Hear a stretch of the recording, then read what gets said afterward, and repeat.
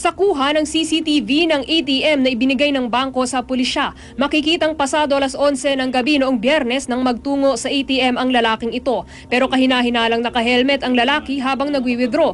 Hindi malinaw sa CCTV kung nakapag-withdraw nga ba ang suspect na agad ding umalis.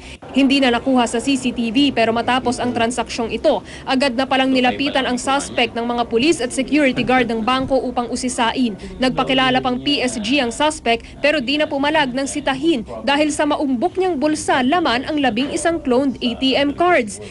Kinilala ang suspect na si Rafael Marcial, may ranggong Navy Lieutenant Junior Grade at 6 na buwan nang naka-assign sa Presidential Guard, partikular sa Physical Security Unit na siyang namamahala sa security ng palasyo. Hindi nagpaunlak ng pahayag ang suspect, pero ayon sa Makati Police, ang modus ng pagnanakaw, kinokopya sa itim na magnetic strip ng ibang card ang impormasyon ng mga ATM card ng ilang individual mula sa iba't ibang bangko.